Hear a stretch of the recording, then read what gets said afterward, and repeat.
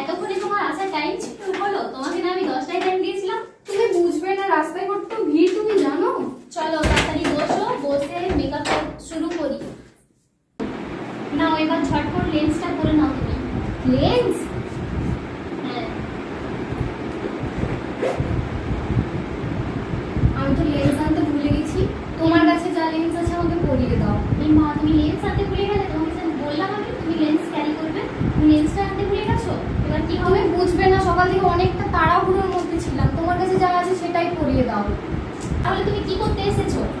তোমাকে টাকা দিয়ে আমি মডেল বুক করলাম, মডেল লেন্স নিয়ে আসবেন, এটা হয় নাকি? আরে দিদি, রাগ করছো কেন? আমি অনেকটা তাড়াহুড়োর মধ্যে ছিলাম। তোমার কাছে যা আছে তাই পরিয়ে দাও না প্লিজ। এটা বললে হয় না, ঠিক আছে? আচ্ছা, আমি বলে পরিয়ে দিলাম তোমাকে, ঠিক আছে? তুমি অন্য কোথাও ছুটে গেলে লেন্স অবশ্যই ক্যারি করবে। এই তুমি একটু সোজা হয়ে বসো না। তুমি নড়ছো, আই মেকআপটা আমাকে কমপ্লিট করতে দাও। আরে একটু চোখটা লেগে গিয়েছিল, ইচ্ছে করে করছি না।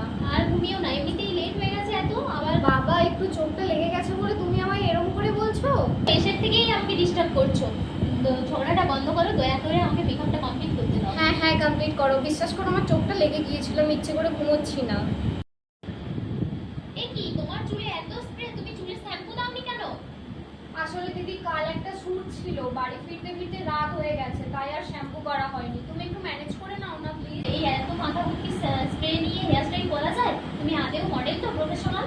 তো যেন স্প্রে ভর্তি চুলে হেয়ার স্টাইল করা যায় না? কত মেকআপ আর্টিস্ট এরকম হেয়ার স্টাইল করে দিল, তাও আবার কত সুন্দর সুন্দর। তোমার যত নাটক। তাহলে তুমি কি বলতে চাইছো? তুমি চুলে শ্যাম্পু দিয়ে আসোনি, সেটাও কি আমার প্রবলেম? আরে দিদি, রেগে যাচ্ছ কেন? একটু ম্যানেজ করে নাও না, বলছি চুলটায় শ্যাম্পু করা হয়নি। ঠিক আছে, দেখছি কি করা যায়। উফ, কি মডেলের পাল্লায় পড়লাম রে বাবা।